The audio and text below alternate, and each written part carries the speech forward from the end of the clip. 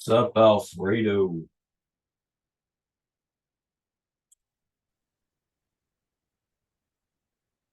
What up? What up? It will not start my video. Give me a second. Yep. Yes, virtual. There we go. You want to co-host me? No, you're good, man. Okay. Sure, all the different options are off. Yeah, let me go ahead and you make me the co-host. Because you're host right now. Okay, so yeah, it said you're recording, so pin. Yeah, I was letting you know because in the chat, because I went through it and I can tell you exactly what everybody did. Like the one for 3K, that was the GMB verification method. GMB verification methods worked for a period of time, then they stopped working. Anybody with half a brain knows that. So Which I remember clearly we said that. It's working now. yeah, it's like but most people like the one is like and we tell them, say all you have to do is you create a support ticket. It's like, and then I mean, what's his name? Scaling. Yeah, you're good in scaling and how to exit and everything and all that stuff and softwares. You got so much knowledge, man.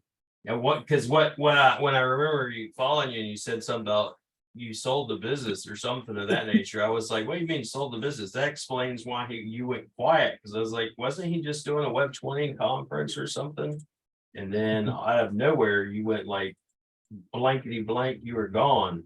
I was like, so. Yep, I had to. Yeah, it was. I felt I had reached kind of where I could take Web 20 under my direction, and ended up exiting. Mark and Nate ended up getting Web 20 then, and but I had owned part of a social fire starter, a couple of years ago, and I exited that as well. And that was a legal marketing agency that when I exited had about 150 200 lawyer clients in the US. So That's nice.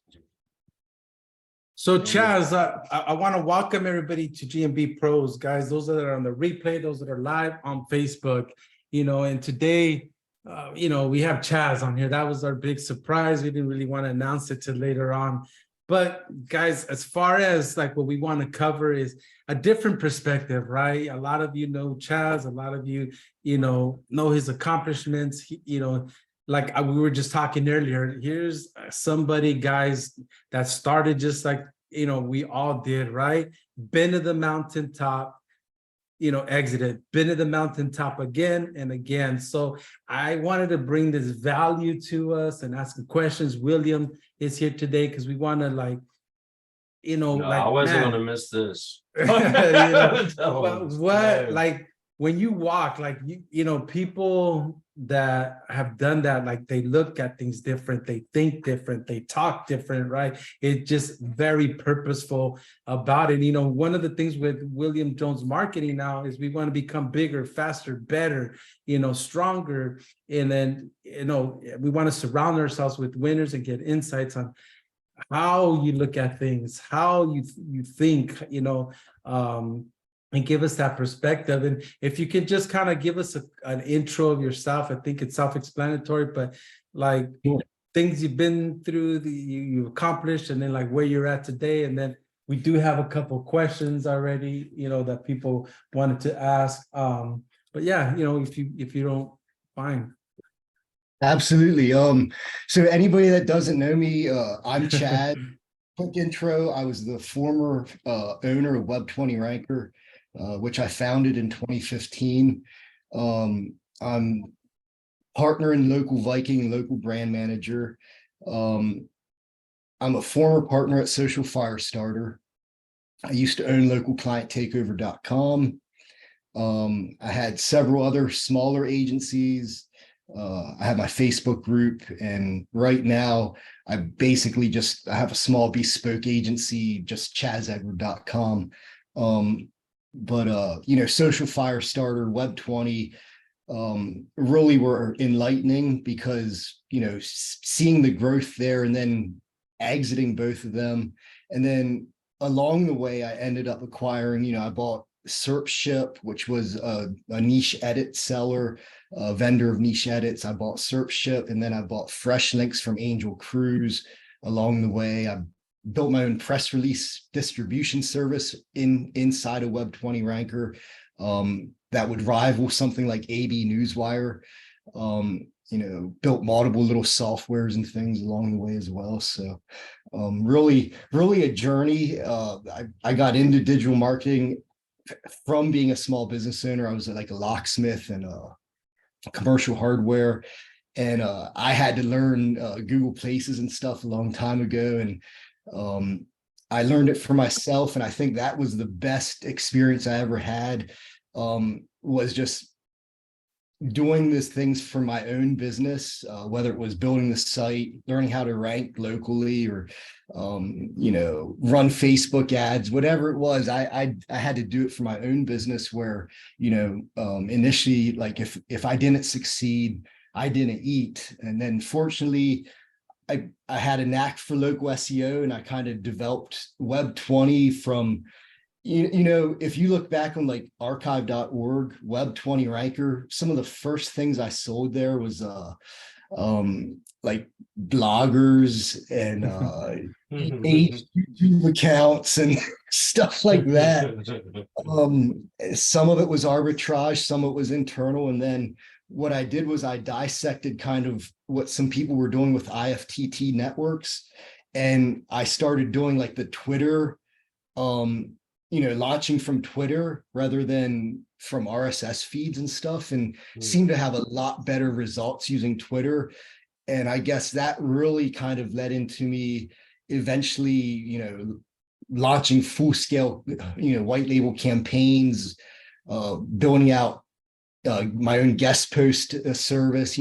We have our own internal, link building teams. And so I ran the gamut from arbitrage early on when I was first starting to, to building the teams myself. I was counting earlier, I would estimate probably over 300 team members in my career personally that I hired, whether SEOs, web designers. I used to own with Ken Starr, Digital Swarm, the white label website development company, where you could get websites for a couple $100 because we had the team over in Elo.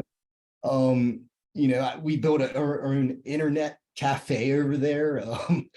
I've hired teams in India, Pakistan, Eastern Europe extensively, hundreds of people out of Eastern Europe, US, obviously. So I have, hopefully, some people here, when you're scaling and growing your agency, learning when to hire and who to hire next. That's always like that was always a thorn in my side. Maybe ask me some stuff about that, or different traffic channels. As you scale, you gotta get your offer in front of multiple channels, but you can't do it all at once. You got to pick a couple, master those, and then try to move on to your next couple channels and slowly scale new clients that way. And just a whole host of strategies. So hopefully, the next hour, feel free to pick my brain. And anybody that's interested, I do offer, some paid consulting at chazedward.com. Got to put a plug in there. So. Absolutely. No, that's just absolutely. you definitely need consulting.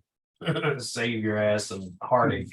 So in I also feel regards, free to anybody also, like I'm not one of those people that says, hey, if you want me to answer a question, you got to hire me. Feel free to PM me in Facebook Messenger too. I willingly answer your questions all the time, give little pieces of advice. But if it's bigger, bigger initiatives, whether it's like automation or whatever the initiative is that you think will help your business grow, that's something that I would pay for. But, free advice, I'm 100% believe, I had so much free advice given to me early on. I try to return that as well. So. that's one thing you don't hear a lot about, is because most of the time it's usually book a consultation, and they don't Hmm. understand what you use the term giving free value and how you build up the business and stuff like that. So that alone, don't go in there, don't go into groups and go, I can help. How can you help? Give free advice. It's one of the best things ever. So in regards to hiring, here's one. So when you have an SEO that works for you, I'm just curious on your standards. Let's say SEO works for you. Does that SEO do GMB posts, backlinking, on page, technical, everything, or do they do like one specific skill set? If they've been with me a while, they're going to do everything. But initially, when we first onboard people, it's very specific for what they're going to do. Mhm. If they're going to do citations, that's all they're going to work on is citations. And if they shine there, then they have opportunity to move on. The people that are more the Jack and Jills of all trades, they're going to tend to be more of like your mid-level managers. At least for me, someone like Nikki, who was like my right-hand person throughout all of my businesses, she could do it all. But my normal SEO that I hire, I don't expect that.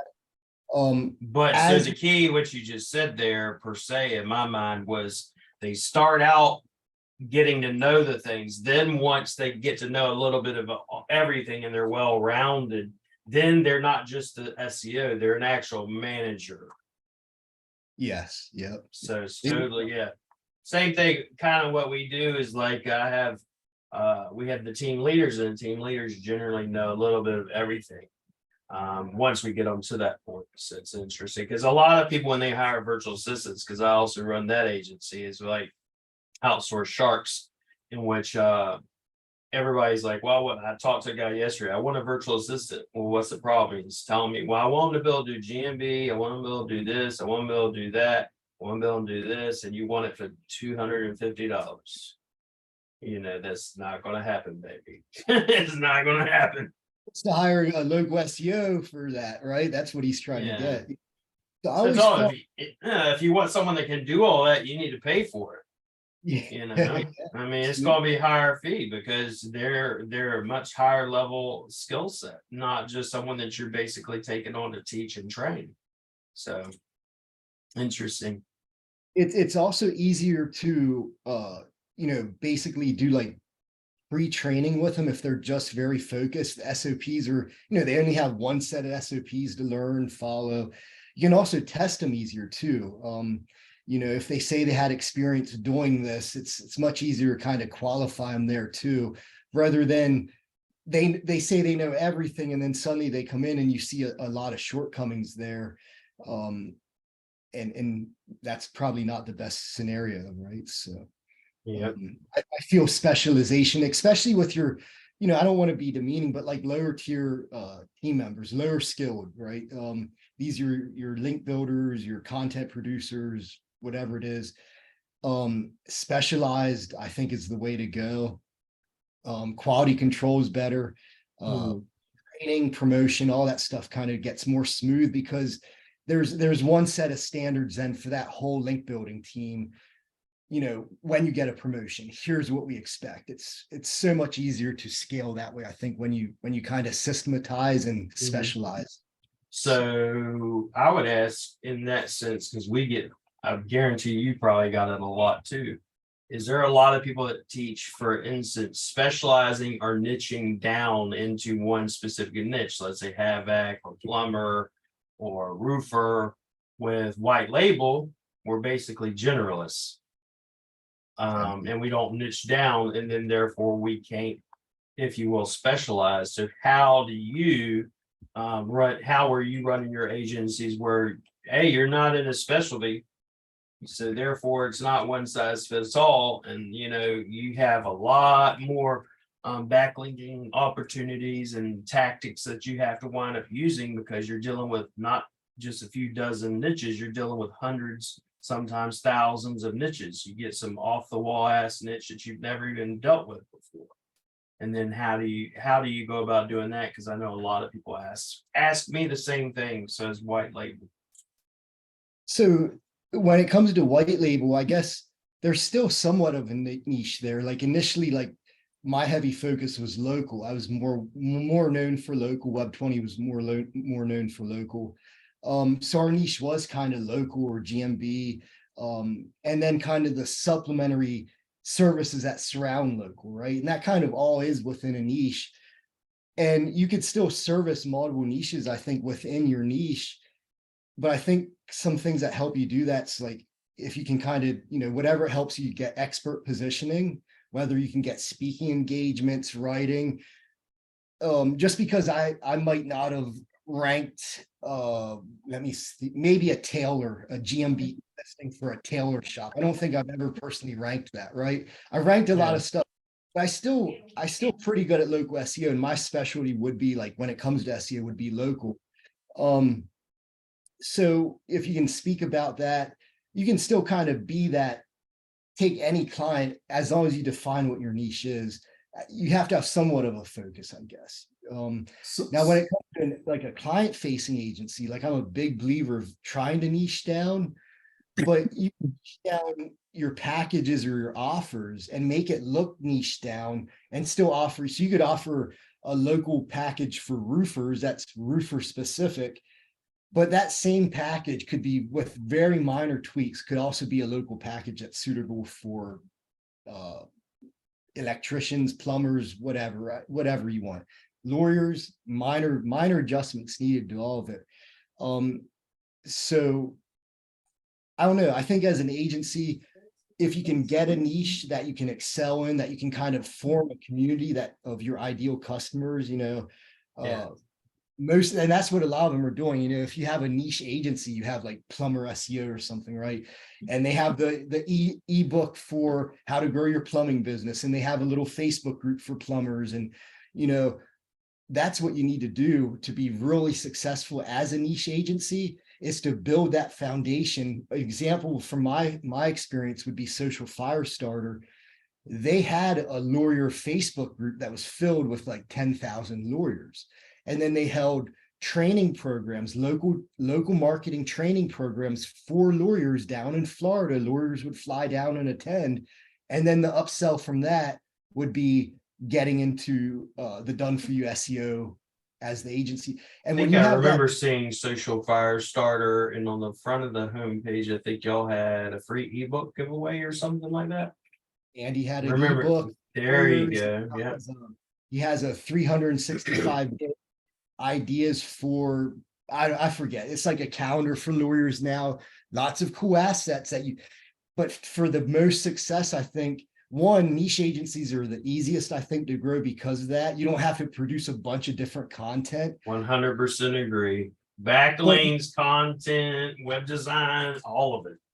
It's kind of, once you get systemized in one specific niche, like, exactly how much content generally you're gonna need, what type of blogs to write. And then with lawyers and doctors, they also have certain, and real estate, they also have certain laws that you have to abide by. It's not just, hey, post some fucking blogs and do some SEO. A lot of times you can't do certain things. One of the benefits of niching down is knowing those specifics too, and then being able to talk about those details. Like, hey, I know, like, if you're in the financial sector, there's certain things you can't claim. And if you can talk with those in detail with your potential client, and the next generalist agency can't talk in detail, he's more than likely to hire you, the specialist of that niche.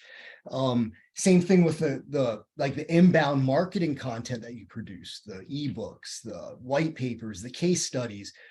You don't have to produce a different one for all your different niches. If you're just working with lawyers, everything's focused on how I can improve your law firm, right? You don't have to worry about then doing an ebook for roofers. And so running a niche agency is a lot easier that way. And you can really build a solid team. And I think some of the biggest agencies are probably niche down like that, from what I can see, Hey, and Chaz, investment opportunities out there too. People are looking to invest in strong niche agencies. So.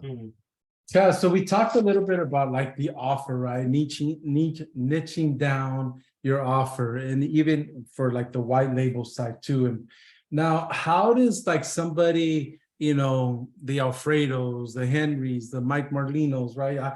Like, as far as couple things, prioritizing, right? Like your like services, and two, how to incorporate that automation part of it. Because I know we talked a little bit, and like throughout your companies, I think that's one thing that you shine, right? Like, again, the way you look at it, think about it. I think like, okay, niching down.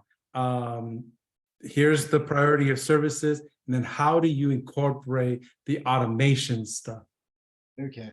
So from like from a client agency, um, so like the services, you make them look custom, but it's a package and it's level. You might have different levels, but it's all even if you want to be, say you're a bespoke agency offering, one-off custom packages, don't do it if you want to scale, because it's so hard. Then if you're saying, well, this client's getting this, which is different from this, have a standardized offering. Even if there's multiple levels to that, you might have an offer that, example, I'll use Social Firestarter for the example. They had different level of offers as they came in, and each offer was predefined what they were going to get every month. From the onboarding, we knew exactly what they were getting. You could spin it however you wanted. They don't know that it's the same offer that Lure down in the next city's getting, right? It's the same package, but it's been refined and it works, and obviously you teach your sales team to try to sell the bigger offer, the bigger package to the more competitive market, because that's what's going to get them the better results faster. But it's packages. I hugely believe in trying to package as much as you can.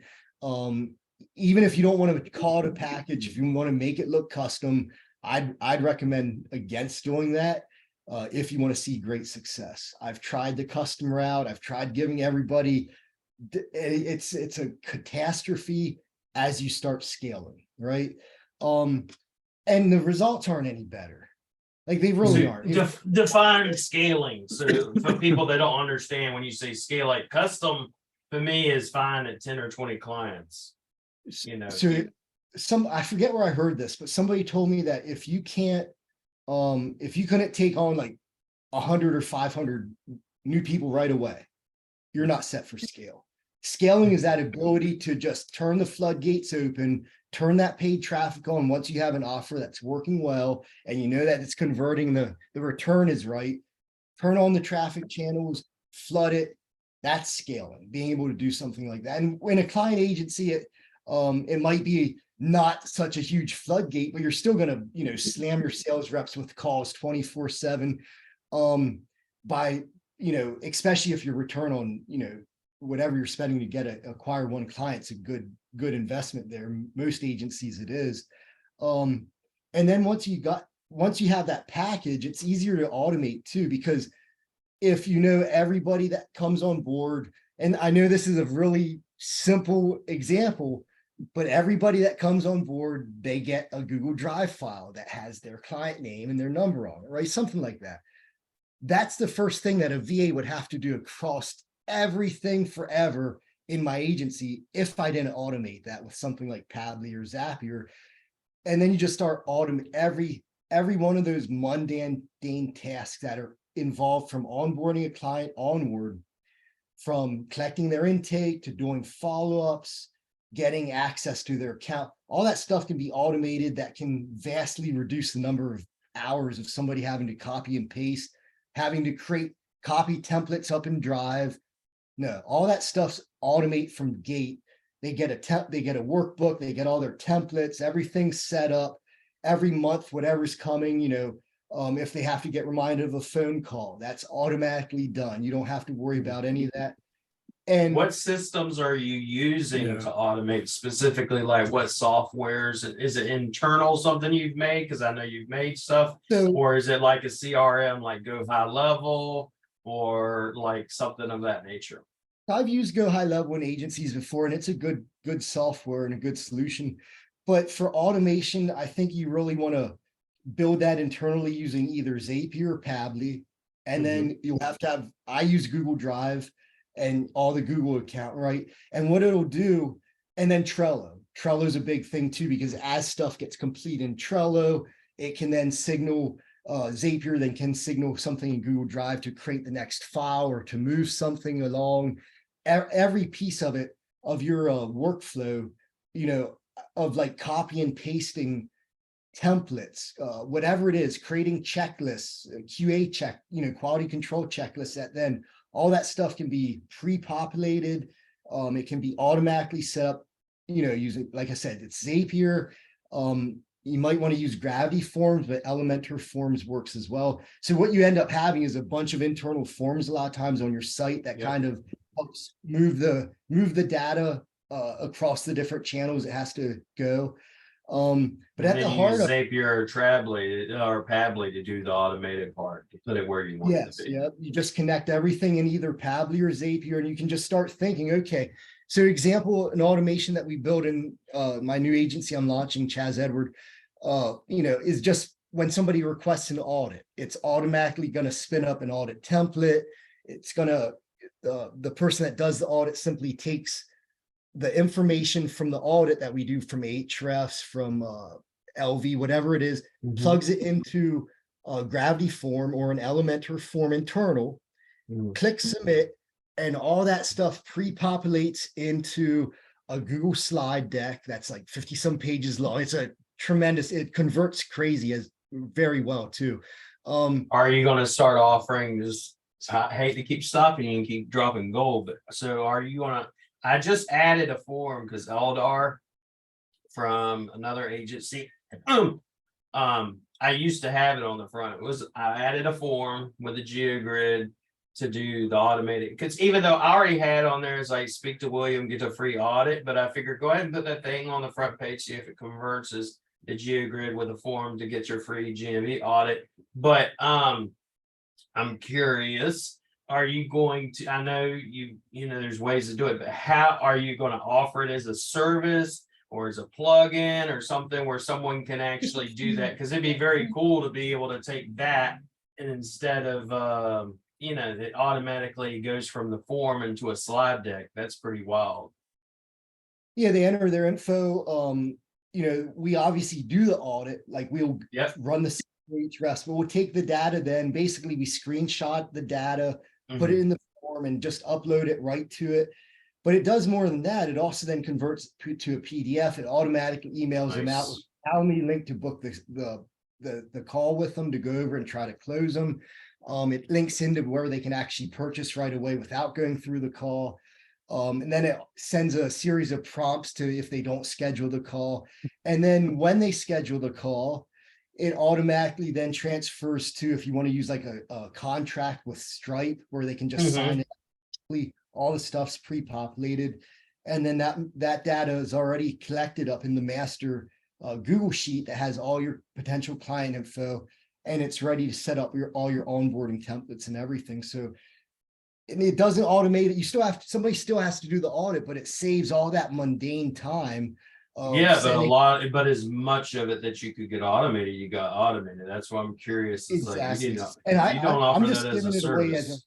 it's a free lead magnet. Now, one of the things I can help do is like if I consult with an agency, I'll help them build that. But I also have the free training over on LCT agency masterclass, I think, where it's free, it should be open, where Mike and I go over, Mike Milas, who's an awesome expert at automation, by the way, hats off to him, where we go over the whole system for whether it's an agency or something more like Web 20, how you can just automate all that stuff using Zapier. We'll have some, I'm actually doing updated videos using Pabbly right now because that's Pabbly so much more affordable when you scale. But it doesn't connect with everything. So you still have to have Zapier for a few things, but not to the extent that, you know, tens of thousands of zaps a month starts adding up, or hundreds of thousands add up. So people that might think like, how much can you save by automating some of this stuff, like creating a Google Drive folder for your clients that onboard, right? We figured up in Web 20, the first year we did automation, when I hired Mike Milas, that was one of his first initiatives in there, was to come in and help me automate that. We saved hundreds of thousands of dollars the first year in labor costs. Very conservative numbers there, hundreds of thousands of dollars in labor the first year. We did time studies on how long it takes to cop, and then by how many orders we get, and he just went down the line, and we did time studies on everything. The ones that were the most time consuming, that we saved the most, those were the first ones we did. But you can't audit it all, but you can audit away so much of that stuff. And even in a client agency, putting together your slide decks and your templates for your proposals can take so much time. If you have a way that can reduce it by 20-30% more, that adds up if you just have to set that automation up one time. And Pabbly is a one-time fee too. So it's and I'm not affiliated with Pabbly, by the way. I just No, I've had someone else talk about it before. They're like versus Zapier using Pabbly. So let me see here. Okay. Guys, just drop any questions you have, because I'll ask the questions I got. So I mean, So I got another one. So, again, you've been to the mountaintop, and is it in your blood? You have all these businesses, right? That you're setting up, you're working in. Now, when it comes to buying and selling an agency, right? So that's kind of like a little strategy for growth, right? Consuming other agencies, and or maybe it's like a need you need, so you go buy it that they're strong in, right? So how do you look at it, and to establish WebRanker, or to sell, or even like what do you look at, like when it comes to buying? If somebody's like building it up, yeah, I'm small now, right? But look, did you ever imagine how big these, all these companies that you've dealt with, right? when you first started out, were you planning on building some big ass, white label agency? I had no idea where it was going to go, but couple things there. So let's say you run a white label agency and you want to get stronger in your link department, right? Maybe you're doing some arbitrage, or you're not super happy with what your team's doing. And, if you wanted to go, maybe you don't want to go buy or go hire like a top tier manager to come in and like help you build that. And you don't want to invest the time to do it. Potentially you could buy a smaller link company, like I did with, SERPship, the niche edit vendor, then Fresh Links, a guest post vendor. And sometimes when you do that, they have the little pieces that you're missing, right? They might have the piece that bolts on real nice, and that's more like that's probably more like maybe a vertical integration, right? Where you're saying, well, I need to maybe I buy my citations from somebody, right? Who knows, right? Some companies arbitrage citations from other people. Maybe you go and approach them and either JV with them, or just outright buy them, or maybe give them, some type of leverage buy. There's multiple ways you can do that, but is it going to help? How's it going to help you and your customers right now? Is it cost effective versus doing it, trying to build it yourself, or, whatever that is? Sometimes it makes sense to buy it. Sometimes it makes sense to do it in-house. Sometimes it makes sense to joint venture, where, you don't have to really take control of it either way. When I bought Social Firestarter, I didn't grow that from the beginning. Like Andy and his partner Giselle grew that from the beginning to where it was. I simply bought in 30% of it. And it was an amazing revenue opportunity, just because it's a legal marketing agency. I don't want to disclose numbers, but I was able to buy in, 50% cash, and then 50% was basically owner financed, and the disbursement paid for the financing every month. And there was still, how many figures is that? 1, 2, 3, 5 figures. So it was like basically an extra 20 grand to split additionally on top of that. So per month. So made sense to kind of invest there, because one, he had a bunch of systems already built. He wasn't like a brand new agency just starting up. He was doing, in excess of 1.5 per year in revenue when I bought in. When he sold, by the way, it was over 3, which was like 24 months later. But anyway, but he did have some good, strong pieces in place. He had an amazing inbound marketing system with his ebook for lawyers, and he also had a legal marketing Facebook group with over 10,000 lawyers in it. But there was also some pieces that I thought, man, if we could go in and fix some of these, we could really see some rapid improvement.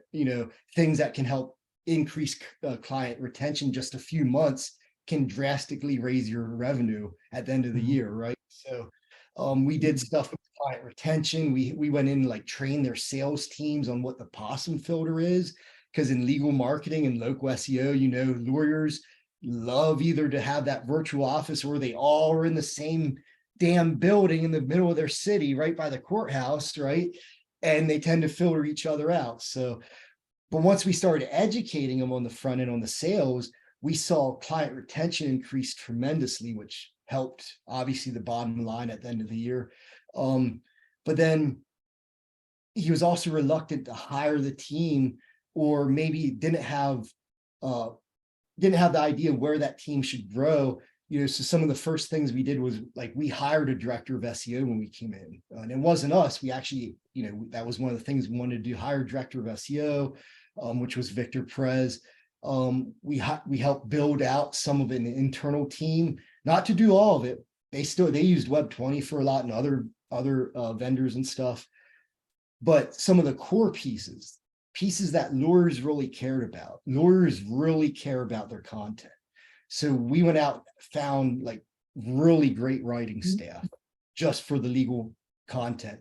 That was one of the biggest things that we, improvements I think we made. And then the education of the clients, and then some of the training and membership things like the GMB trainings they held. They started producing a lot more local content, and I think all those things. But the attractive thing was that inbound marketing that he had already set up. He already had some revenue coming in, so he had money to work with too. He had money to hire good people, to increase his sales team a little bit. And then we worked heavily on client reporting, client retention tactics, client education, and then quick wins was another huge one. Getting those wins, getting those geogrids before and afters, whatever you can show quick wins to clients, the more quick wins you can show, especially early in the campaign, the more that buyer's remorse kind of settles down, and they say, okay, I'll give them a couple more months, right? This seems to be doing good. They're getting me this, they're doing that. So we insisted that they get new websites when they come in, because you just really can't compete at the highest levels if you have a shit website, right? You're not going to compete for a criminal lawyer in Miami or PI lawyer in Los Angeles without a website that's dialed in and on point. But if we get their website built by their deadline, like they're really pleased with that. And if you can beat the deadline by a week, they're super pleased. And then if you can give them an awesome content strategy, and then there was some video marketing that went along with it that really seemed to impress them, even to the point where they'd fly a video team out to do like little video film shoots with the lawyers sometimes, depending on the package they were in. All those quick wins and like those, like, wow, these are real value that these people are bringing to my law firm, right? And then they tend to stick with you a little bit longer. And client retention is huge in this industry. If you keep your clients, twice as long, your revenue more than doubles, by the way, right? So if you say most of my clients churn at 6 months, but I can increase that just a little bit, your revenue exponentially increases there. And then whether you want to use contracts or not, me personally, I think contracts can help you sell an agency if you have your clients on contracts.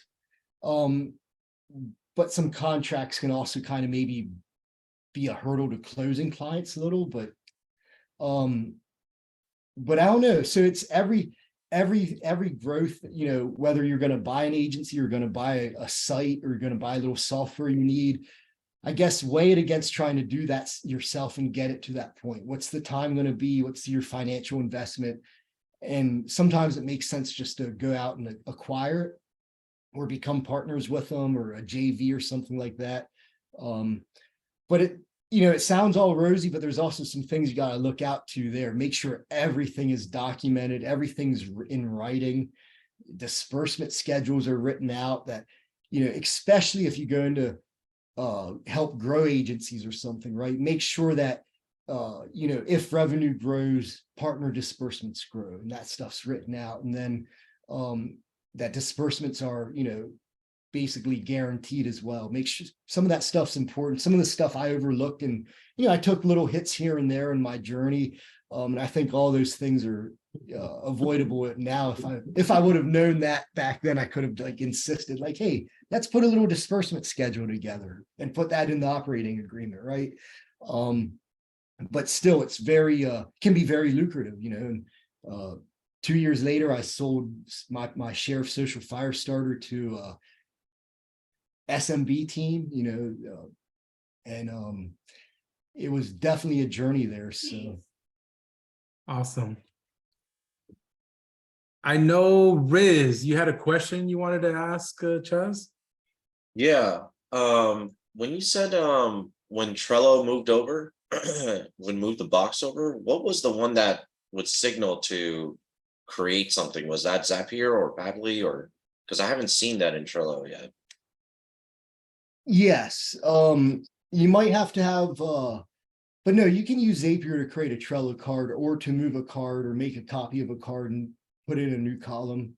And what you can do when you do that is you can start structuring your workflow better. So if one task ends and at the end of that task, another task is supposed to begin, instead of somebody manually going in and assigning it, it can just automatically be done by Zapier by either moving it to a completed column, in which in turn it then would maybe copy to another column. So that's kind of what you're doing, is it's like when this happens, then we do this, right? So The other thing I wanted to ask you was, I'm using PandaDoc to send my contracts and proposals and whatnot, and when they sign that, I have not automated yet that it goes into some onboarding process. I was just wondering, out of curiosity, which software were you guys using to get those signatures done?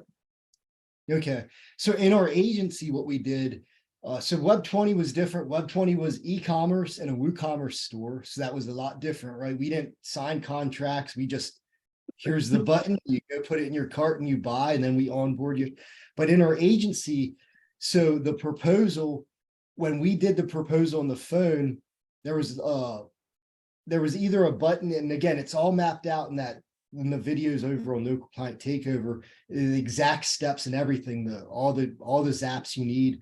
But when you basically, when you were on the Zoom call with the client presenting the proposal, which was also the audit that we did, and trying to close them, it automatically in Trello, you basically check a box that says whether it was Zoom call or whatever, but when you check that box, that's what initiated through Zapier. And it would create a gravity form on our site. So we actually had a page on our website that had a gravity form on it. And it would use just dynamic URLs to insert, the contract price, the client name, and then there was this in the gravity form, there was a Stripe box, the Stripe payment box. Wow. And it was just using a gravity form on a page on a website using dynamic parameters in the URL. So, and those came, yeah. And then they would just sign, you'd be on the call and you could just drop the link to their contract page that was on your website, on the agency site, just drop it in, they could open it, just sign it electronically, pay while you're on the call. Or they could say, if they didn't close right away, you could just put that link, then it automatically put it right into follow-up emails and everything. So Yeah, I went to the website, and Chaz, I've been following you guys for I don't know how long, probably forever. anytime I saw that the course said, it always said private invite only. And I never knew, like, how do you get I that think I private invite? changed that. I'm pretty sure I changed. It should be open now. It's No, it's all of them say invite only. So the videos are also on Vimeo. They're all hosted on Vimeo, and they're not private. Oh, Riz, who you trying to catfish with that fake ass profile pic, bro? Come on, Rizzy Riz. Hey, Chad, what up, And baby if boy? you reach Hey, out to me, I'm putting the new Pabbly automation together. Like I have one of my assistants help me do it. But we're putting a new Pabbly automation training together. Hit me up in PM because she has all the old stuff, all the links to it real readily accessible. I can get them over to you. But yeah, Okay. the videos should be on Vimeo on my old Web 20 Ranker channel or whatever channel I was using back then. yeah, definitely. And I just wanted to say this before I tap out here, that I hope you're doing well, man. You and I have been good friends for quite some time. Yeah, things are great, man. Doing some real estate and a little bit of digital marketing here and there. I still have my softwares and stuff. So yeah, just don't have that headache of white label SEO right now. And it's I kind of miss it some days, but then some days I don't. To be honest, the last couple of years, so when I first started, I didn't know about delegation at all. I was not one to delegate. I was such a control freak, and you know, I had to learn to be happy with like that 70 or 80% that your team members give you. I think Gary V said if you can get 60% out of somebody, you got to be happy with that, right? And I think I set it a little bit higher than that, but if they're never going to give you everything because it's not their business, it's not their baby. But if you can get them to be good and produce for you, most of the time, delegation's key, and you can really set yourself up to kind of have that maybe 4-hour work week and be somewhat successful. I think I can't say I got it down to a 4-hour work week the last year I was at Web 20 and owned it, but I did end up getting it down pretty good to maybe a couple hours a day here and there. I check in, do my management calls, and the managers and team leaders, they ran with it. I had beasts too. I had Mike Milas, Sophie, Ben Olson, I had a whole good team, and I had to get that mindset and to be able to financially do it too. And say, you know what, I just got to bite the bullet and hire some people. I love hiring people and like saving money on my hires. And I get these people, I've hired all over the world, right? And I love people all over the world. But when it comes to like, ex-agency owners and people that have also been there, and, like someone like Mike Milas or Sophie, who has really extraordinary skill sets, they're expensive to hire. But they're well worth it. And then when you start edifying them and then, encouraging them to get out there and like showcase themselves, whether it's little webinars or white papers they write, and it really helps you take a step back as a business owner and have some of that freedom. I'd say the last year of Web 20 was set up kind of, one of the big things is when you exit your agency, if you're really hands-on in it, your valuation's a lot lower than if you have some C-level people that will go with the business, right? So Social Fire Starter example, there wasn't really any C-level people to go with the business. Andy didn't want to go somewhere else as a VP or something. Giselle was retiring. And I was a minor partner just in the back the last 2 years, helping build processes and systems, and refine things. So when we got offered value for what Social Firestarter, if we had a C-level, it would have been, I was looking at the numbers, it was like we were offered $6,000 or 6 million for that agency if we would have had a C-level go with it. But because we didn't have that, and we were so hands-on at the top, right? And he was still involved in sales calls and doing this and that. And you can't be doing that if you want to get the top valuation. Or you're going to end up working for someone else who buys your business, and then you're going to basically give them so much free time or consulting with them, and you won't be able to really enjoy yourself like you should be able to. hire some of those top level people when you can financially, and edify them and push them and say, hey, I want you to do this. This is the initiative I want you to focus on, whether it's automating or whether it's developing awesome inbound marketing, my own inbound marketing channel like Sophie did for me at Web20, whatever it is, hire that people and let them do it. And your agency will actually eventually be worth a lot more, because those are people that can go with your business and you can kind of step back. So, but yeah. So guys, Hold on, we're hold coming. on. Hold on. Go- I've been go- here for like go- 40 fucking minutes. Hold on. What's up, Merlino?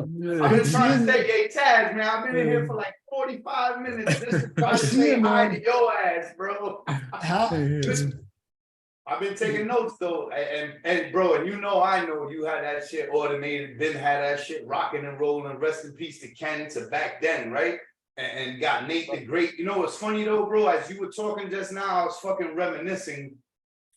I remember when Miles was a free agent and was posting a lot, right? Like right before y'all scooped his ass up. Then y'all scooped his ass up, and boy, y'all put him to work, boy, say that money.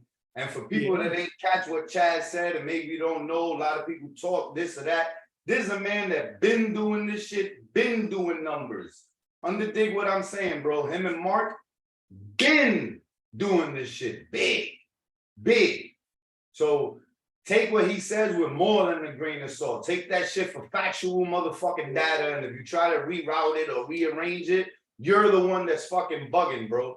Success leaves clues, right? He's dropping it for y'all. Follow. Thank you for that. Mike, are you speaking at OMG? Yes. Yeah, you coming, bro? When is it? I don't know. Come through, bro. Me and Brock got 5 free tickets. We got you. It's November 3rd to 5th, Cocoa Beach. Come through. November 3rd to 5th. I'll look, I'll see if I can. I have a lot of stuff in the fire right now. If I could get away, I will. That sounds I'm sure awesome. you do. I'm sure you do. Congratulations, man. That's awesome. Thank you, bro. Well, Yeah. You're a great speaker.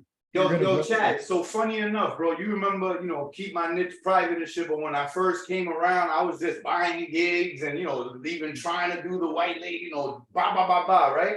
Didn't even understand what OMG was or that level of SEO. Like, I was like, what's this? Network Crusade? What the fuck? Network Empire, right? Grinding in the Now I'm Bronx, fucking guest coach and speaking on there. It's like shit comes full circle, and it's a blessing and I'm grateful.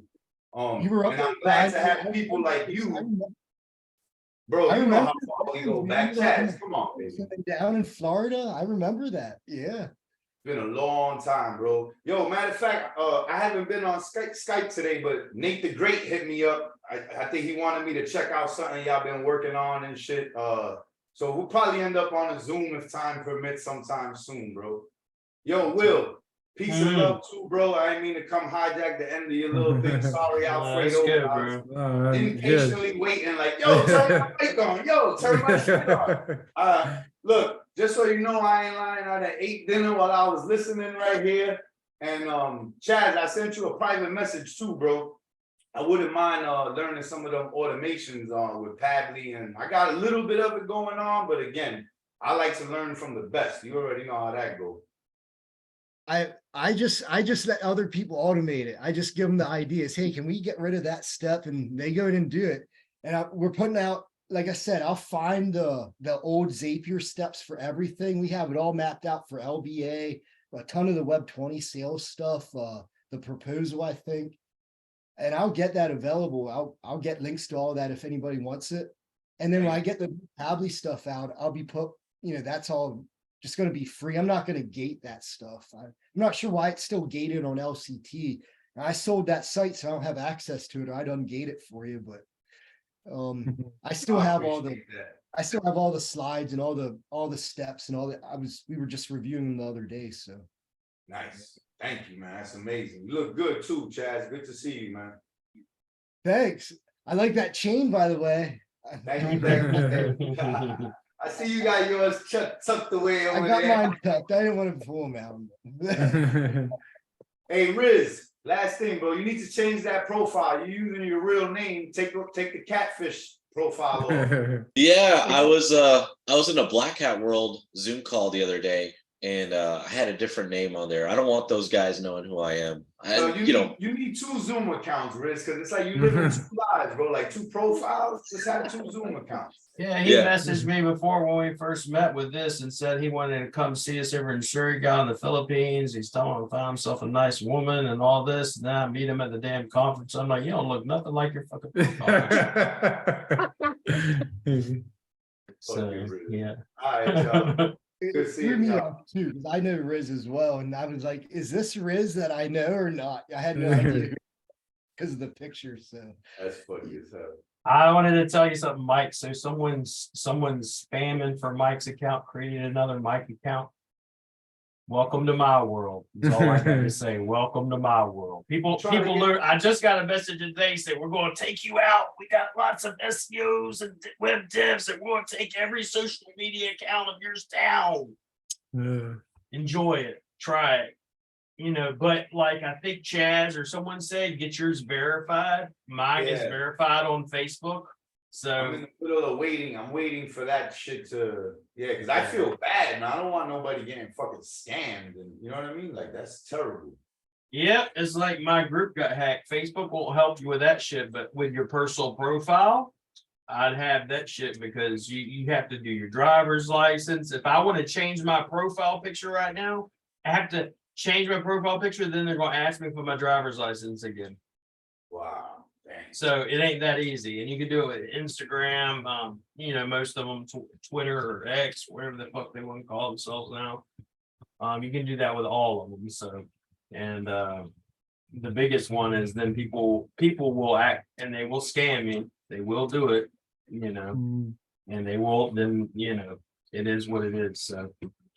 So guys, any more questions? Chaz, you know, as you can see, and Mike is right, guys. Like I'm listening to him, he's just dropping gold.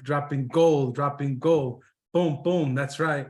So, you know, don't take his, you know, low tone demeanor. Like I'm telling you guys, I'm grateful to him. You know, I appreciate him, like what he's saying. Take notes, you know, prep yourself, set up your systems that way. So, you know, we're coming up on an hour. I want to respect this time. I wanted to, again, guys, give you like those, you know, actionable stuff, right? Actionable stuff, you know, something different, right? In the community. You know, and that's kind of like what we're looking for. So any questions, Harry? I see you coming on. Any questions? No, everything is fine. No. Okay, cool. I'm cool. So guys, I believe we're live. Those are in the replay. You see Chaz is very generous, you know, reach out to him, show him some love, show him some, you know, some love with follows, likes, engage with this stuff. Make sure that, you know, he does offer consultation, you know, value, right? Super valuable here, what he has so far. So any last questions, any last thoughts, guys? Chaz? I already sent you a PM, brother. So get my feet back into. Yes. Did you ever even leave? I had lead gen, even when I did take a couple months off completely. I just traveled a little and Nice. I did a little real estate investing in another state, so I travel there a lot now. And I was debating leaving altogether, but I don't know. It's my love is, you know, I love digital. I love the challenge of either ranking or like, you know, I even like Facebook ads and stuff. I love doing all that stuff. I used to do all of it myself at Web20 for the longest time until I edified a few people. But I don't know. I just say anybody that's, you know, again, we're talking about growing, scaling agencies, you know, when I'm a big believer in like the 3 ways to grow a business, right? And I just follow those, and you don't have to do all this stuff at once either. Make it a journey. I mean, my journey was since 2015 of Web20 Ranker, and, you know, so 7 or 8 years, and you can get there. I don't know about the overnight thing. Like there are overnight successes, but I think it takes hard work, learning, getting that foundation built that can allow you to get some top level team members on your team, because that's an investment, right? it takes a little time to get built up to that. And once you reach that though, delegate and then start thinking about, okay, what channels can I get more clients? I need to make more sales, right? Then I need to make them buy a little bit more often, right? So how can I move more of my one-offs to subscriptions or whatever it is, right? How can I make my subscriptions buy a little bit more too? And then make them increase the purchase frequency, right? Those are really the three ways. Average order value, customer value, and new clients, and it's not.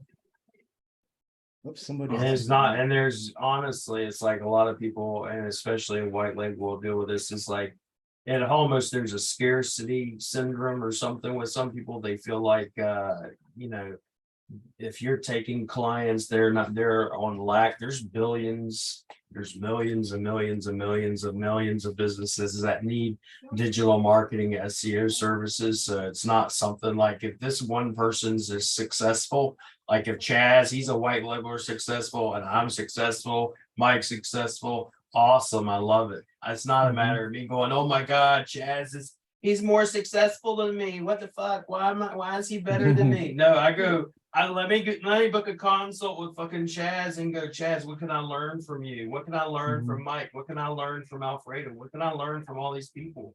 You know, a lot of times in the industry, it's like, it seems like people just get this jealousy syndrome and they feel like they need to come after this person. Put that fucking energy into building your shit. Maybe consult with somebody. You know, I was there initially in my journey. I experienced that where it was the scarcity, and I feeling like every client has to be. You don't. The ocean's so huge, right? There's when white label specifically, I think there was like 500,000 digital marketing agencies. Yeah, man. Serve them, right? And at Web 20, I counted one year, I served like 1,600. I was like, but there's 500,000, 500. Yeah, there's like, I mean, honestly, I run I white serve label, but if you want to 1,600. if you want to say who I think of whenever I thought of, whenever I looked at whoever I wanted to be like, because I was like, I'll give you an example. This is me, Chaz. But so when I first started out, they like, you know, I don't know what the fuck to do. So I don't know what fuck packages I go. What do? I go to Web 20 fucking ranker and I go look at his sheet and I copy his fucking sheet. Yes, I did copy his fucking sheet. Go boo-hoo, cry about it and everything else. But guess what? He's the motherfucking best. So why aren't you going to go copy his shit and figure out how is it working? How can I do it better? And is there a problem with this, Chaz? No, because Chaz knows there's plenty of fucking work in the industry, right? And if anything, it should be, oh, this dude's copying me. Maybe I'm doing something fucking right. And then you're doing it better, you know, and it's just like when I think of white label, I think of fucking Chaz. I don't really think of myself or Matt Boley or any of these other guys out there, because if you really want to know who does white label, there's millions of fucking people that do white label. Freelancers, not talking about big, you got big agencies like he's talking about. Then you got millions of fucking Filipinos and Indians and everybody all across the goddamn globe that does it. And Chaz ain't going over there wringing his hands going, oh my God, he's going to steal my SEO clients and all this crap. Fuck All that the shit, man. marketplaces are also competing with you. All the Legits and the Fivers and Upwork, they're all competitors too, because they're that affordable level of SEO. Yeah, exactly. It's like, if anything, it'd be like, take all the top, you know, like Chaz and go, what is Chaz doing? Can I book a consult with Chaz and go, what can I incorporate from your fucking brain into my shit so I can make my shit better? Like, this is one of the reasons, like, I could show you behind me. I got thousands of books. I got 4 of them. They're on SEO. The rest of them are on mindset. They're on making money. They're on copy. They're on sales. Why? Because you got to be constant. And I tell the virtual assistant, same thing at our places, at our businesses. You got to constantly be improving yourself. I talk to my team leaders, like, if this is where I say, if the team fails, I blame me. If you're a team leader and your team, GMB, local SEO, whatever it is, and they say, for example, we had one, it's like, well, I can't approach this person. They always seem to be frowning or pissed off. And I'm like, you're putting that vibe out. So honestly, that's on you, bro. So you need to fix it, especially if you want to be a leader. You can't give this vibe of I can't approach this person. He's, he's so mean or pissed off all the time. It's like I told him to take them out for some drinks or some fucking karaoke or go to the boulevard and have some fish balls and shit. I mean, don't be so unapproachable to people. So, but Chaz, I'm telling y'all, y'all need to go book a fucking consult with the man. I've already messaged him. I've already PM'd him and said, I want to pick your brain. I will pay you, do whatever it takes, but I want to know some automations because I've actually switched. One of the things he's talking about scalability. Sorry about your time, but scalability, like Mike talked about, just for instance, I no longer offer G-Stack certain things within my packages because I went where all the F-ups happening. Does this actually move the needle as much as all these other things? Should I do this? I want to look at something that's scalable versus what's not scalable.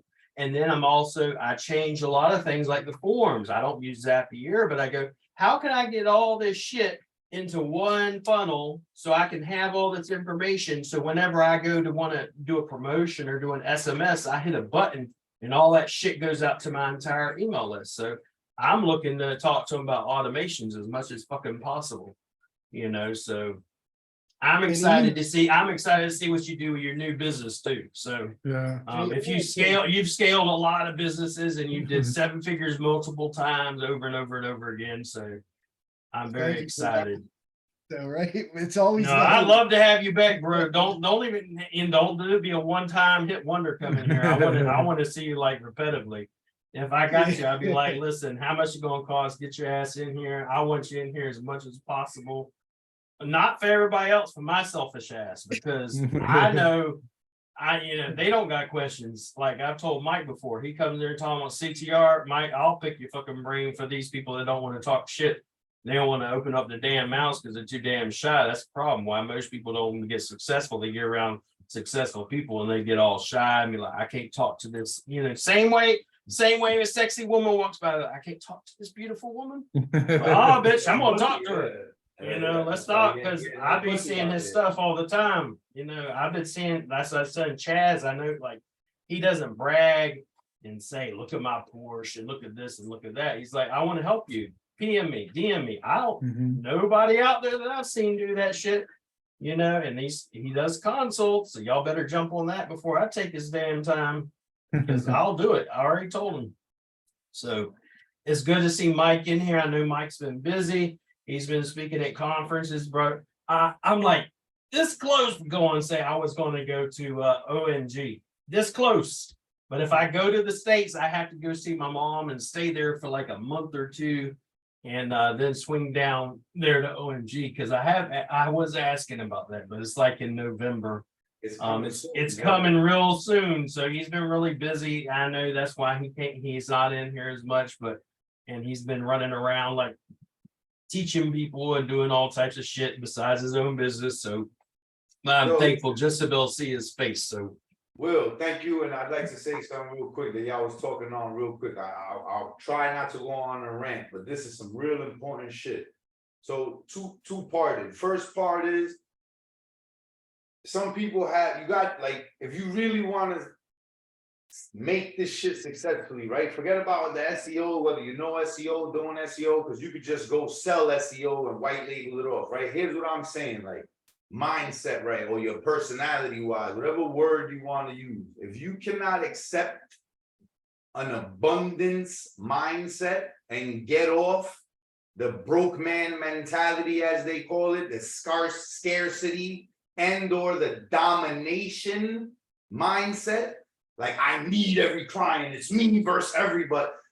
Until you can get yourself out of that place, I'm not saying you won't be successful. You might even be filthy fucking rich. It's gonna come crashing down eventually. Or you're gonna hate yourself, or you're gonna end up alone. Period. And point blank. This is not me making this shit up. There's hundreds and hundreds of years of people making the same fucking mistake. You gotta change this shit first. And people say it's mindset, but truthfully, it's your heart. To me, right? Where do you come from? Because if you come from a place of love and compassion always, or try to, then there is no abundance, there is no domination, bro. It's only build. How could I help? How could you help? If you can get that concept somewhat around your head, bro, which is, I'm 45, it took me 41 till my little sister passed away, bro, to start thinking like that. And how my life has changed, right, since then is amazing. So just keep that shit in mind, man. Don't be on some competition shit. And remember, the more you network, the more friends you make, the better that shit comes, even if it's down the line, right? You might lose a client to Will, and guess what? 2 years from now, that dude might come to you and stay with you for 5 years. You never, it's the way the game goes, man, the way the ball bounces. Stay pure, stay focused on winning and providing for your family and leaving the right legacy. And I promise you, all that other shit will fall in place, especially when you follow the right people. Try to keep it short. Thank you. 100% agree with you, Mike.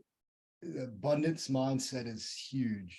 And I used to have the scarcity mindset when I first started. It was hard to break that too until what helps maybe is like whatever niche you're in or something, like actually look at the scale and the size of, like, look how many actual businesses are in that niche or something. You'll be flabbergasted at, like, there's so many clients for everybody, no matter what you do, what niche there is.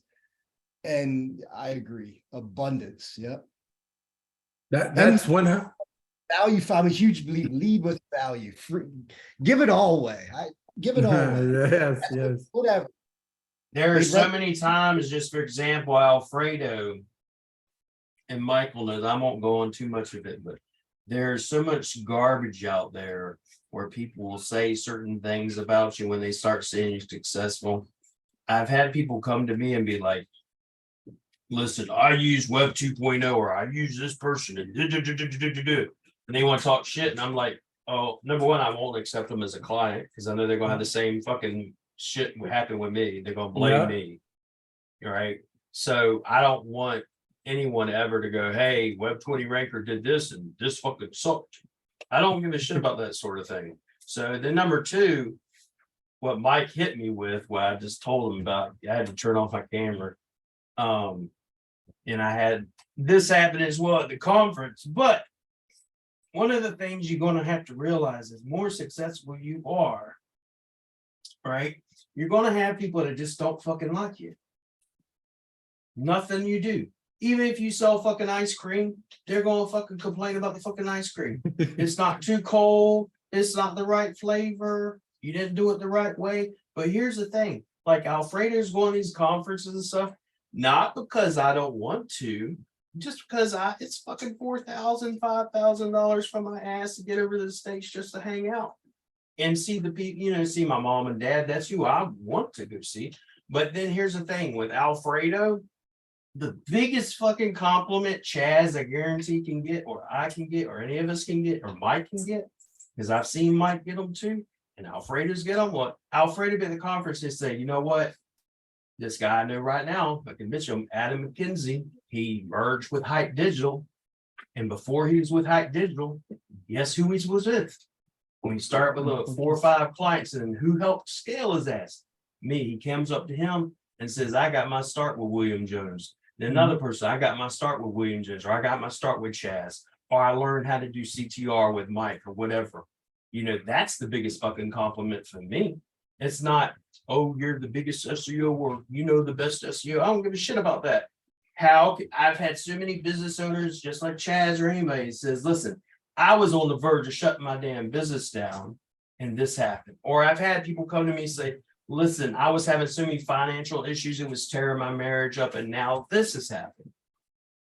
The things like Mike is saying, you honestly need to get around people that encourage you and don't hear all the noise sometimes, because you get focused on that. But Mike, when he's talking about mindset, like mindset for me, it's got to be connected to here and your heart, because otherwise, like I talked about at the conference, you're going to start out doing this shit, and if your heart's not into it, you're going to say fuck it, because there's too much shit that goes on in the outside that will actually make you want to quit. Especially if when your you do heart's work on it. for a motherfucker for a while and then they do a chargeback or talk shit or blow you up Lord 7 help me. clients in one day or 2, depending on what, like, if you're not built for this shit, you know what I mean? It'll fucking eat you alive, right? Like if you had fucking stress at like McDonald's and I don't mean like you was a McDonald's worker, but like if your regular job was like had you like that, you better like really do some meditation and really prep before you get into this, or just focus on sales and outsource the rest. Cause I promise you, yo, It ain't bro, worth it. this is real rap. The shit Chaz is talking about, scaling to that level. I mean, bro, first off, you gotta like get anywhere close to that level, right? Where the man said we saved hundreds of thousands of dollars in payroll in the first year. I don't know if y'all even caught that shit, bro. Right? Couple 200-300 racks just on payroll they saved when they started automating. Like how you get to a level like that is having it in your mind first, bro. Like, you know what I'm saying? They thought about that shit and then they did it. It didn't just happen, and it might have kind of just happened or snowballed and happened quicker than they thought it might have. But bro, when they made that free group and they did the free train, come on, baby boy, they knew what they was doing. So prep for what's coming, because when it comes, like he said, if you're not ready to take 100, 300 on and you're trying to do white label, what you doing? Now, bro, last thing I'm gonna say, I don't talk about religion. I don't believe in religion. I believe in spirituality. But I want to say this because I can't be talking about mindset and heart and not at least bring it up. If you never heard of chakras, I'm not heavily into this, but look up to it in your own way. The energies that we have, the heart and the mind, right, need to be connected. Forget about all the other things related to the chakras, but those are 2 of them, right? Very important, man. If you're not coming from the right place, shit might start going good and then crash down or fail. Don't go down that road. Bingo. So guys, it's going to 6:20. I want to close this up real quick. End it in a positive note, right? First of all, I appreciate Chaz. Thank you. I can't wait to have you again. You personally, me coming up as a side hustle. And remember, I started with William, Web 2.0.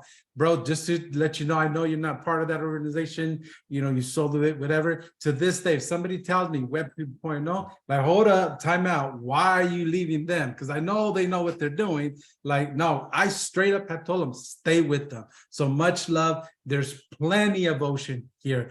Every last guy in here, literally, I don't know about Justin, I know Lucas here, every last guy in here has made an impact with me with making $1, my personal life and business. Mike, Harry, Riz, especially Will, and then coming up, Chaz, and what you did out there. So guys, in our industry, in our market, there's plenty of sunshine for everybody. Plenty of sunshine, 100%. Right? You know, so guys, let's help each other. Let's scale, let's grow. Chaz dropped some wisdom here. Let's apply it. Let's think about this. Pick up those notes, rewatch this, guys. So with that being said, guys, much love, much success, and I'll see you on the next one. Appreciate it, guys.